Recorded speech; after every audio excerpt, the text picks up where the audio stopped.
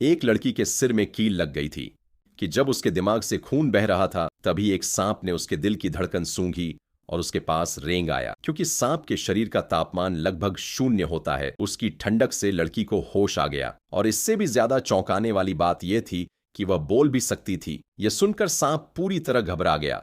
उसे तुरंत एहसास हुआ कि यह लड़की कोई साधारण इंसान नहीं है, क्योंकि इस वक्त उसकी सबसे बड़ी जरूरत 500 युआन जुटाने की थी ताकि वह अपनी मां को दफनाने के लिए ताबूत खरीद सके। उसी समय एक राष्ट्रपति वहां रास्ता भटक गया।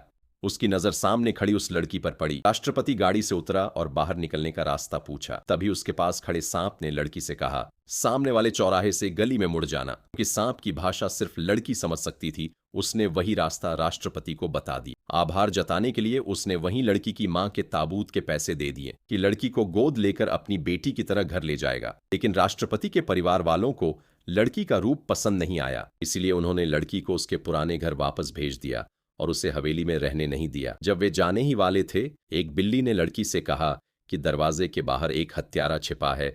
लड़की ने तुरंत यह बात राष्ट्रपति को बता दी। राष्ट्रपति के छोटे भाई ने कहा कि लड़की जानबूझकर झूठ बोल रही है। उसने तुरंत दरवाजा खोल दिया। वाकई बाहर एक हत्यारा खड़ा था। सौभाग्य से राष्ट्रपति का छोटा भाई मार्शल आर्ट्स जानता था। उसने हत्यारे को मार गिराया, लेकिन लड़ाई में वह खुद भी घायल हो गया। देखकर लड़की बहुत दुखी हो गई। उसके आंसू राष्ट्रपति के छोटे भाई के जख्म पर गिरे और तभी एक चमत्कार हुआ। उसका घाव पल भर में भर गया। ये क्या हुआ चाचा?